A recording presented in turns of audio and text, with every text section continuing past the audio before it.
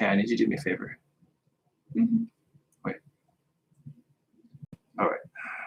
It's annoying. I have to go through this again. We were in them. Yeah, it's okay.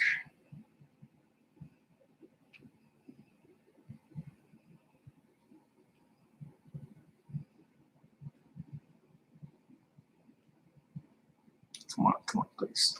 CJDUNBAR.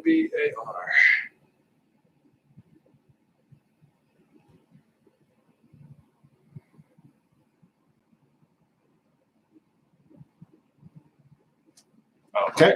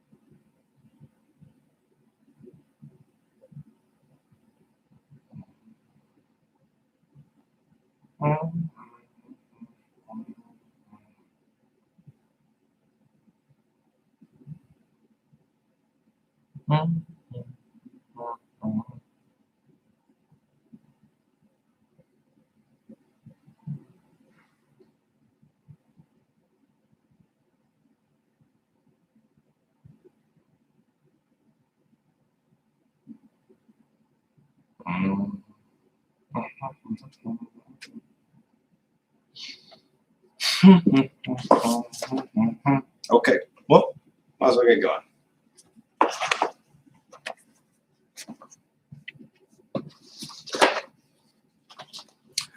Hi, everybody. My name is Cameron, and I'm going to do some reading for you today. First book that we're reading is a book called Franklin's Blanket.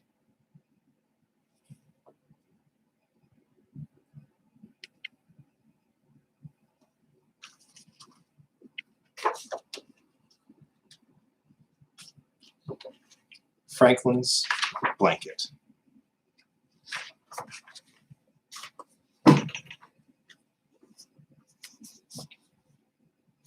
Franklin could slide down the riverbank all by himself.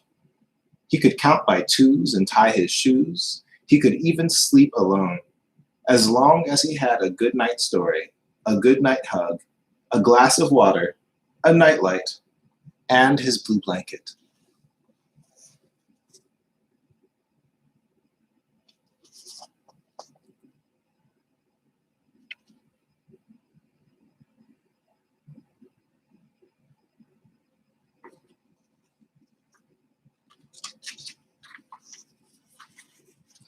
In the beginning, the blanket was big and soft and edged in satin, but with all the snuggling and cuddling, it now had holes in the middle and tatters around the edges. Every year, as Franklin got bigger, his blue blanket got smaller. Oh no.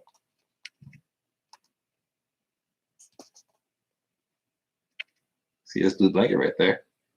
It's got all these holes and stuff. It's getting old. I wonder what he's going to do.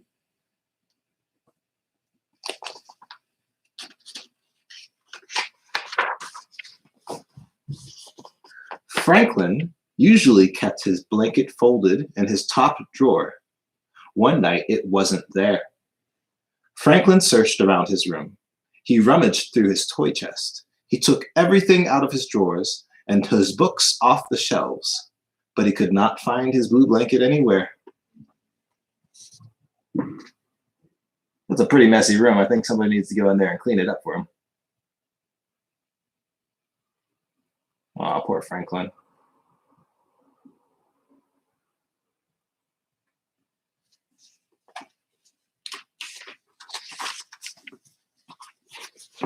He ran to tell his parents. "Go back to bed," they said as soon as they saw him. But, said Franklin. "No buts," said Franklin's father. He should be voiced that way. "You have had a good night story, a good night hug, 2 glasses of water, and I turned on your nightlight myself." "But I can't find my blanket," said Franklin. Oh no. What are the parents going to do?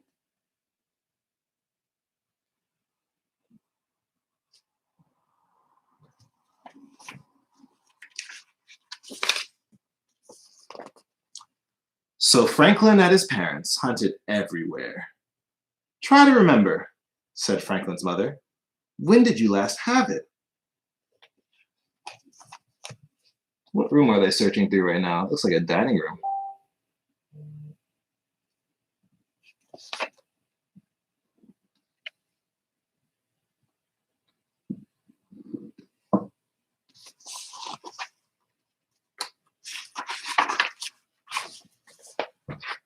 Franklin thought. In the morning, after a fight with Bear, Franklin had snuggled with the blanket until he felt better. In the afternoon, when thunder crashed and lightning flashed, Franklin had covered himself with the blanket until he was all calm. He was sure that after the storm he had put the blanket back where it belonged. When Franklin and his parents looked, the blanket wasn't there.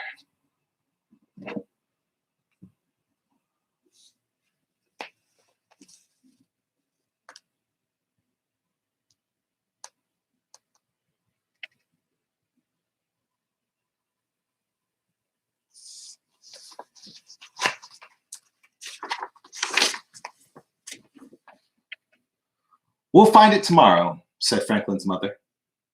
"I can't sleep without my blanket," said Franklin. "I have an idea," said Franklin's father. He left the room and came back with an old yellow blanket. "What's that?" asked Franklin. "It was mine," said Franklin's father. "Maybe it will make you feel better too." Franklin tried to snuggle with the old yellow blanket, but it wasn't the same. He missed his own blanket terribly, and it took Franklin a long, long time to fall asleep. Oh, that's the father's old blanket right there. Franklin's gonna try to sleep, I guess. At least he has his own little Franklin up there.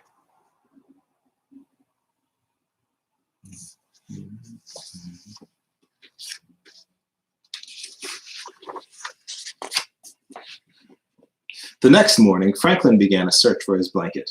He went to Bear's house first. He looked so glum that Bear asked, "What's wrong, Franklin? Did your mother give you Brussels sprouts again?" "Worse," said Franklin. "I can't find my blanket." "It's not here," said Bear.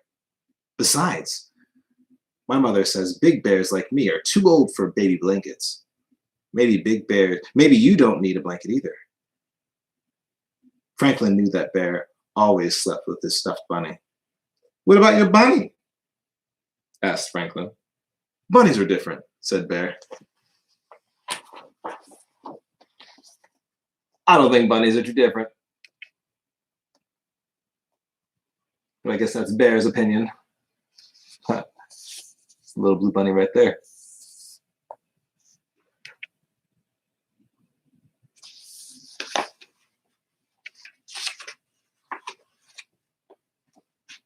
Next, he tried Fox's house. The blanket wasn't there either. "Why don't we play?" asked Fox. "No," said Franklin. "I want to find my blanket." "My father says worn-out blankets are no good to anybody," said Fox. "Maybe you should get a new blanket." "I did."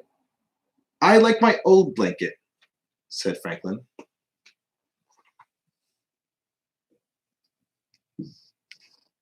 Well, there's Fox's new blanket. I wonder if Franklin will ever find his old blanket.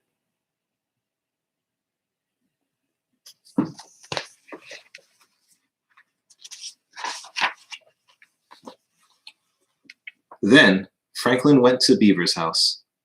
The blanket wasn't there. Franklin looked so sad that Beaver said, "You can borrow my teddy until you find your blanket." "Thank you, Beaver," said Franklin, holding Teddy tightly. That night, when Franklin went to bed, he had his father's yellow blanket and Beaver's teddy. But it wasn't the same as sleeping with his own blue blanket.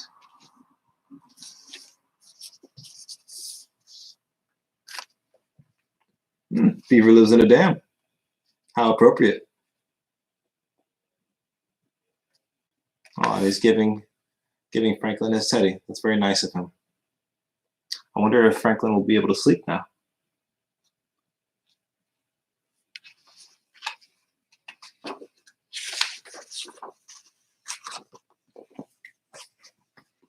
At breakfast, Franklin's father sniffed and pinched his nose. "Do you smell something odd?" he asked.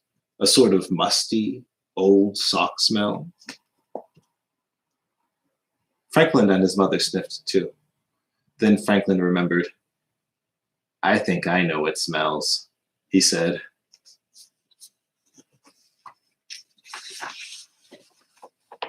Uh-oh. I wonder what's stinky. Something smells musty, apparently.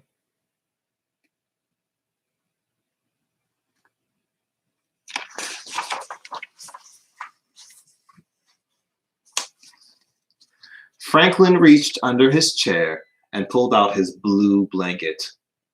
Plop! A handful of cold, slimy Brussels sprouts spilled out of the blanket and onto the floor. His mother and father stared with amazement. "Look," said Franklin, "I found my blanket. I forgot I put it here." "You forgot to eat your Brussels sprouts too," said Franklin's mother. "Whoops," said Franklin, looking a little sheepish.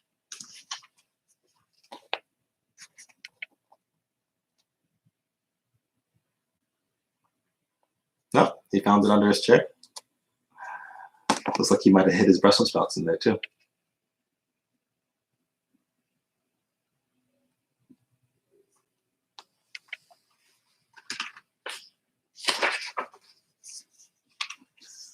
"Old, cold Brussels sure do stink," said Franklin's father. "All Brussels sprouts stink," said Franklin. Franklin's mother smiled. "I used to hate cabbage," she said. "Now that's a stinky vegetable." "Asparagus," said Franklin's father. "That's even stinkier than Brussels sprouts and cabbage mixed together." "Broccoli!" shouted Franklin. Then he stopped. He liked broccoli. "It stinks, but I wouldn't hide broccoli," he said. "That's good news," said his father. Franklin helped to tidy the mess.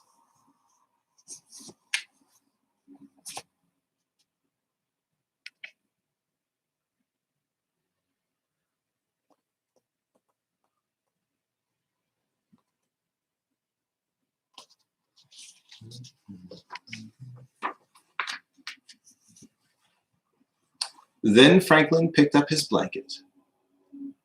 "I don't care that you are old and full of holes," he said, "but you sure do need a bath."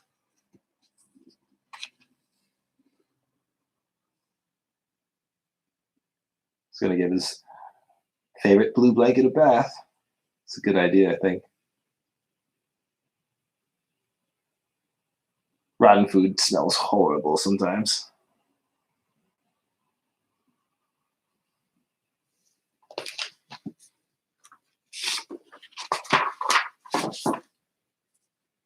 That night, before his good night story, his good night hug, and a glass of water, Franklin put his father's yellow blanket back where it belonged. He was glad he lived in a house where even old blankets had their special place.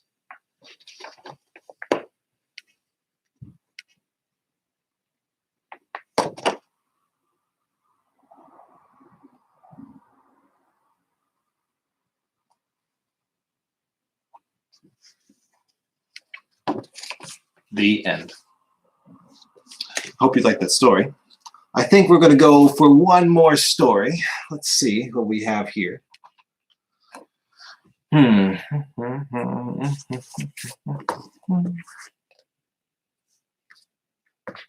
think that I'm going to go for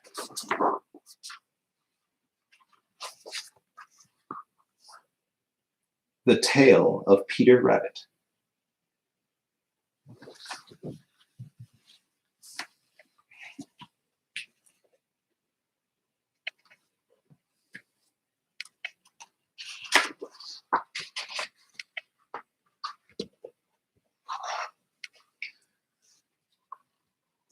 The Tale of Peter Rabbit.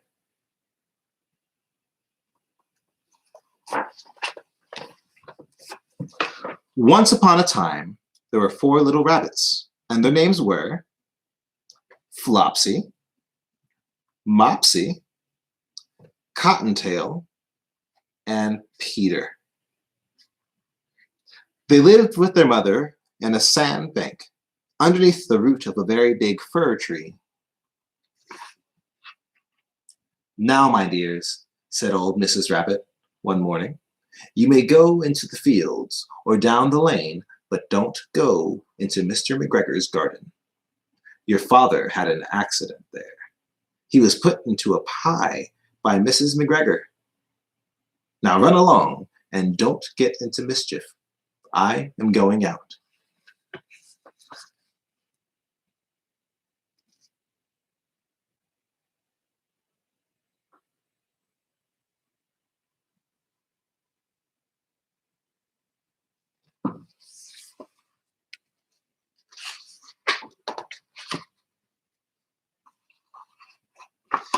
Then old Mrs. Rabbit took a basket and her umbrella and went through the wood to the baker's. She bought a loaf of brown bread and 5 currant buns. Flopsy, Mopsy, and Cottontail, who were good little bunnies, went down the lane to gather blackberries.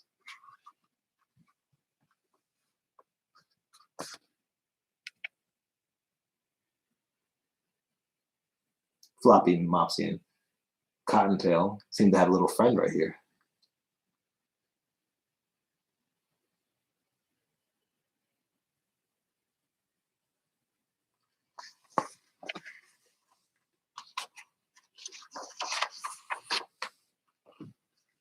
But Peter, who was very naughty, ran straight to Mr. McGregor's garden and squeezed under the gate. Uh-oh.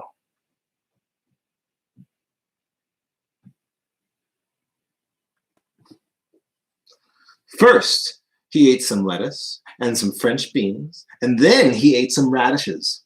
Then, feeling rather sick, he went to look for some parsley.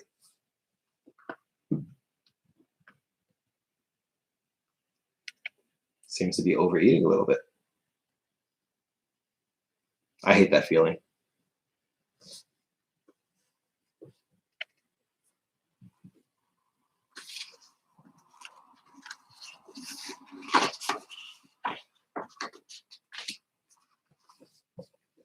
But round the end of a cucumber frame, whom should he meet but Mr. McGregor?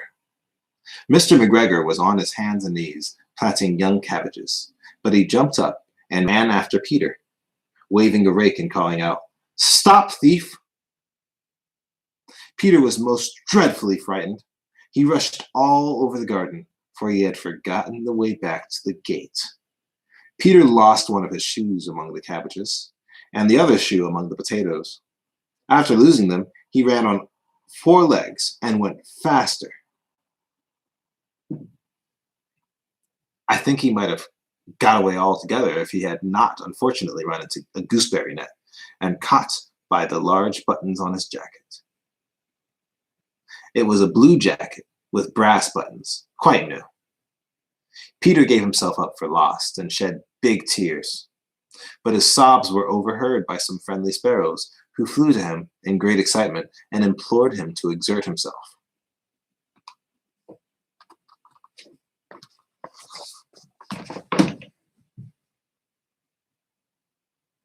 That's Mr. McGregor right there, running after Peter. And now Peter's caught in this net. I wonder if he's going to get out. Or I wonder if he's going to get put into a pie like his father.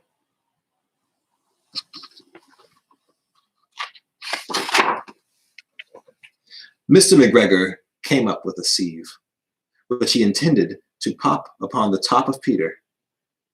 But Peter wriggled out just in time, leaving his jacket behind him.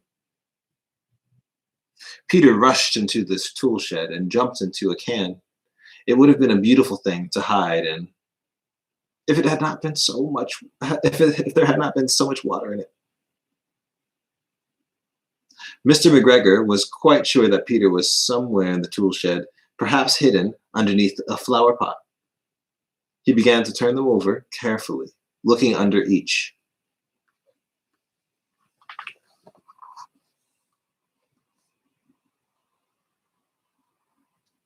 Wow, Mr. McGregor is definitely pressed. Really wants to catch Peter. I wonder if he will. He's out of the net, but not out of the garden.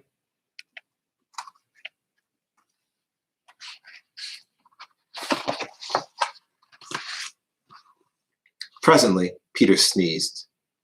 Kerchoo! Mr. McGregor was after him in no time. He tried to put his foot upon Peter, who jumped out of a window, upsetting 3 plants. The window was too small for Mr. McGregor, and he was tired of running after Peter. He went back to his work.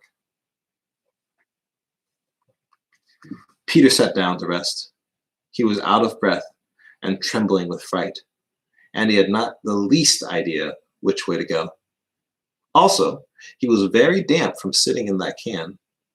After a time, he began to wander about, going lippity-lippity, not very fast, and looking all around. Oh my goodness, that was scary. Looks like he escaped out the little small window. The farmer couldn't catch up to him. It seems like he's free for now. But I wonder what's going to happen next.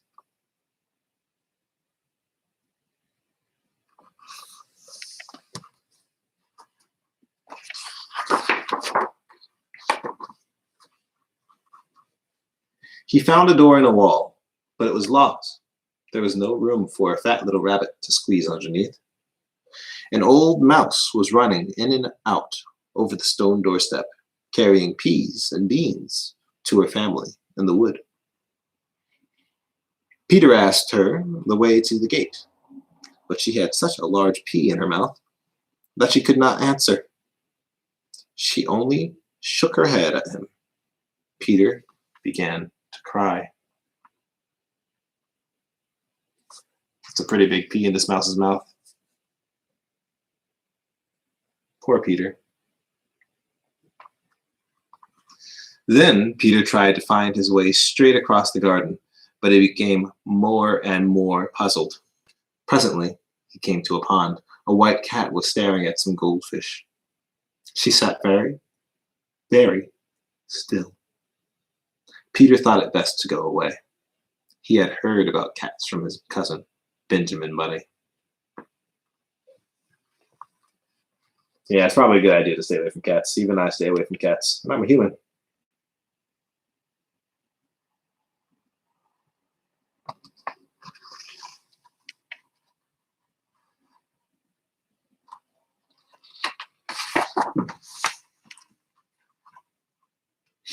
Peter went back toward the tool shed. Suddenly, quite close to him, he heard the noise of a hoe. Scratch! Scratch, scratch, scratch.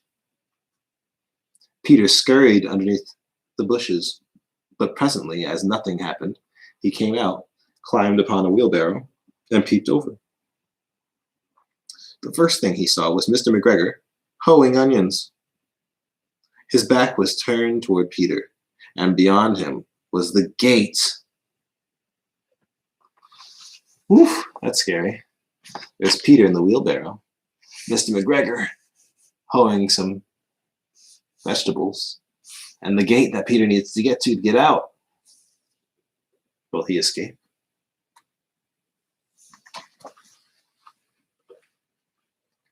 Peter got down very quietly off the wheelbarrow and started running as fast as he could along the straight walk behind some black currant bushes. Mr. McGregor caught sight of him at the corner, but Peter did not care. He slipped underneath the gate and was safe at last in the wood outside the garden.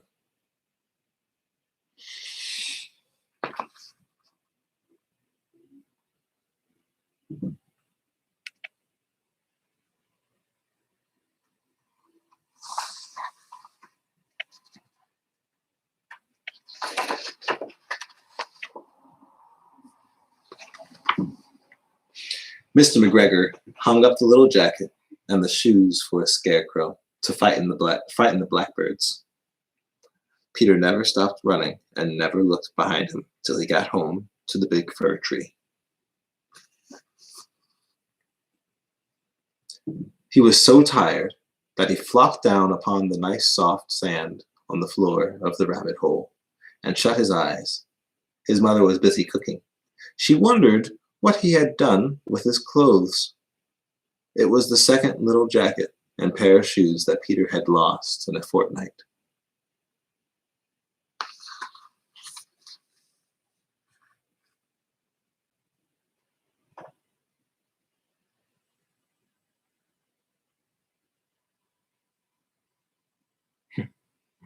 Seems very tired. I would be tired after that adventure as well.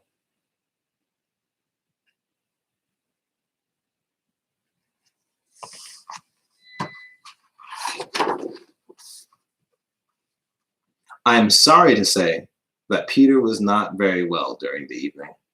His mother put him to bed and made some chamomile tea. She gave a dose of it to Peter. 1 tablespoonful to be taken at bedtime. But Flopsy, Mopsy, and Cottontail had bread and milk and blackberries for supper.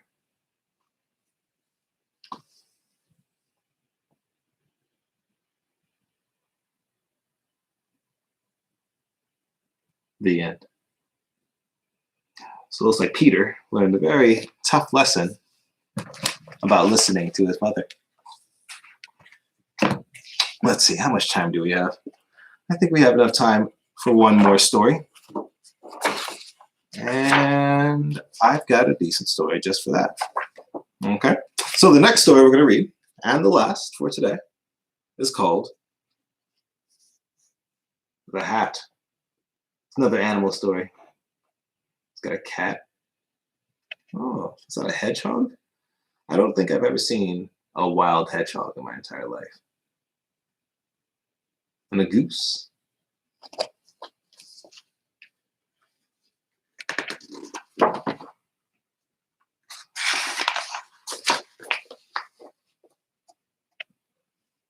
The Hat.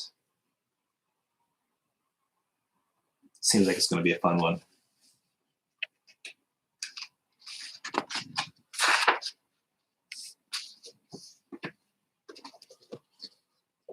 Winter was on the way.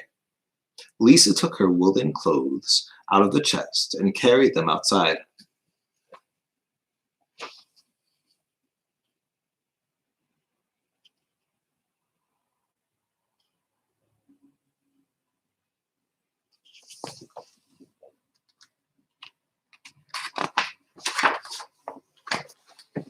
She was hanging them up in the fresh air when a strong wind blew one of her stockings off the line.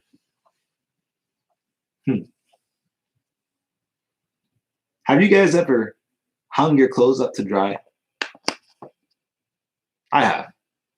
It takes a long time, but it's nice. It smells good.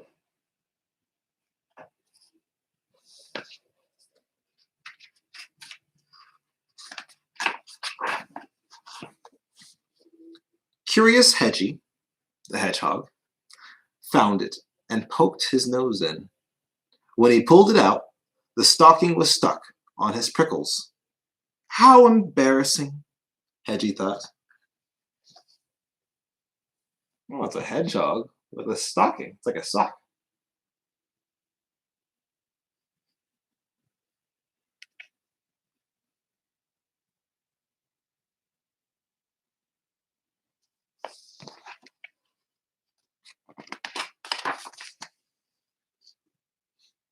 The mother hen came by with her chicks. Cackle, cackle, she clucked and laughed. What's that on your head, Hedgie? Why, it's my new hat, he told her. Isn't it beautiful? The mother hen cocked her head as if she had an idea, and off she ran. Well, it looks like that hedgehog thinks that the stocking is a hat. That's not a hat.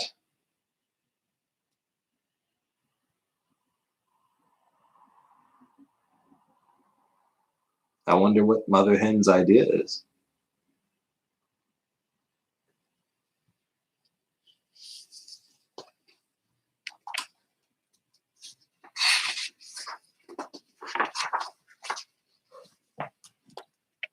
Hedgie saw the noisy gander, looking down at him. Honk, honk! Ho, ho, ho! The gander laughed. Look at that! The hedgehog has flipped his gizzard. Laugh today, gander, but tomorrow when it rains, my hat will keep me dry. The gander thought for a moment, and off he ran. So it looks like a gander is a word for goose. And the goose seems to have his own sense of humor.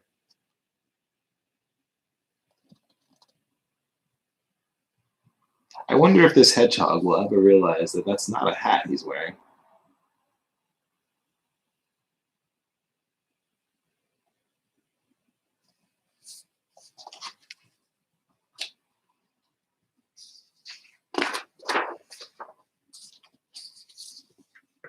The barn cat was watching from a tree as Hedgie tugged at the stocking. Meow, he called down. What a silly looking hedgehog you are, with that thing on your head. But my ears will be warm in a snowstorm. Purred the cat, and off he ran. It looks like this cat has an idea as well. Maybe the hedgehog has started a trend. Maybe I should start wearing socks on my head. Be good to get rid of this tinfoil.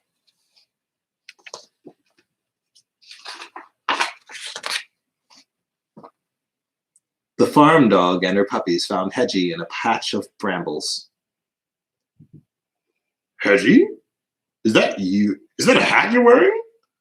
How funny you looked, she barked, and her puppies yelped and giggled. But I'll be cozy and dry when it snows, Hedgie said. The farm dog's ears perked up, and off she ran.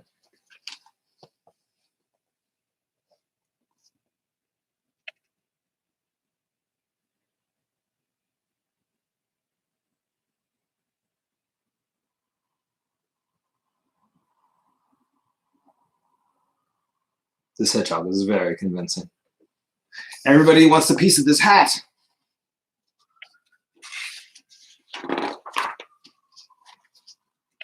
Oink, oink, the piglet squealed. What are you up to, Hedgie? Mama Pig asked. Making sure my hat doesn't fall off if an icy wind blows up. I see, said the Mama Pig, and off she ran. It looks like the mama pig has some cinnamon raisin bread. I love cinnamon raisin bread.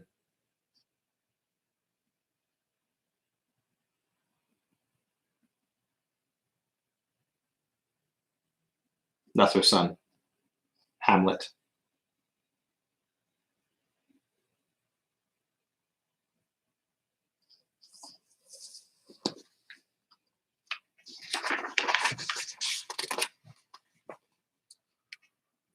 Hedgie? What is that ridiculous thing on your head? The pony snorted at Hedgie. That was the last straw. It's my hat, of course. Don't you know that everyone should wear hats in the winter when it's cold and snowy? Hedgie shouted. The pony looked startled.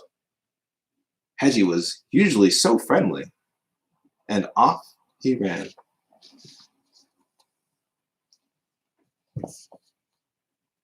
Yeah, I think Hedgie overreacted a little bit there. The horse didn't know everybody else had asked him the same question. He was just curious.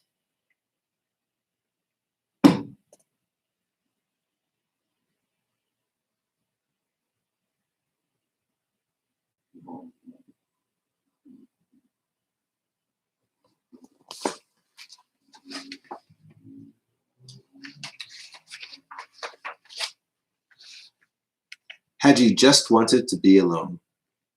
He was tired of everyone laughing at him. And with this thing on his head, he wouldn't even fit in his den. Oh no.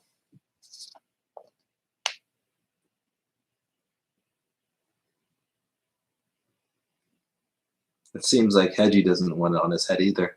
He just can't get it off of his prickles. I feel kind of bad for him. Sometimes I get defensive about looking silly too.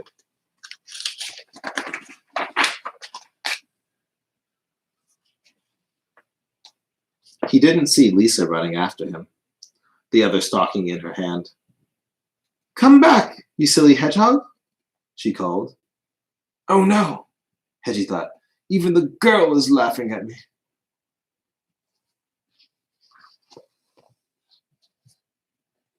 Here's the girl running after Hedgie.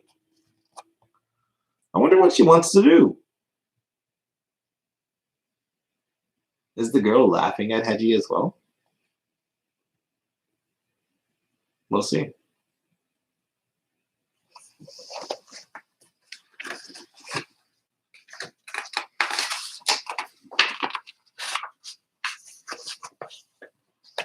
Lisa caught up and pulled her stocking off Hedgie's head. You ridiculous little hedgehog, she laughed. Don't you know that animals don't wear clothes?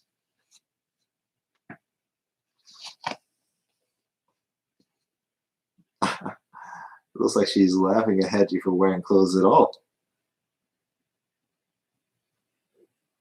I think she might be taking it off the hedgehog.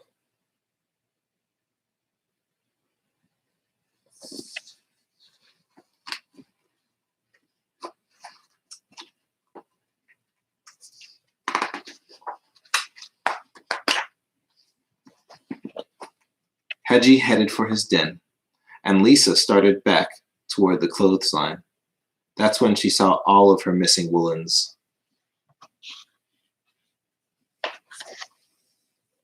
All of her missing woolens? Where did she see them? I wonder what they're talking about.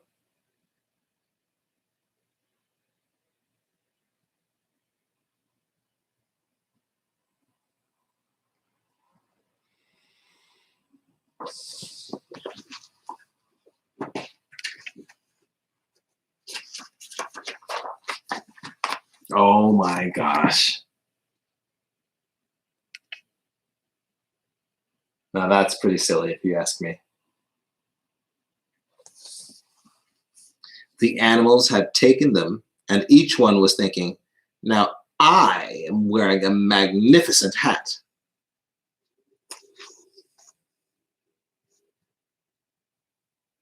Do you have a favorite hat?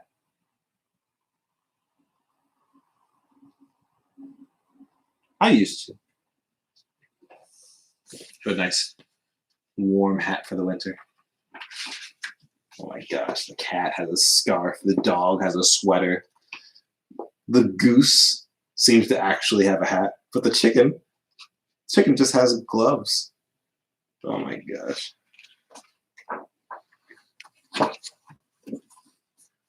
Lisa was still chasing them when Hedgie reached his den. How ridiculous they look. Don't they know that animals should never wear clothes?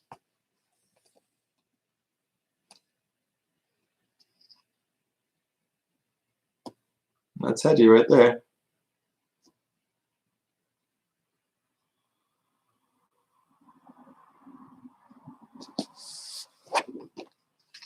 The end. I very much hope that you enjoyed the books from today. And I hope that you'll tune back in when I read again. It should be on Tuesday this week. I'll probably let your parents know. Bye-bye.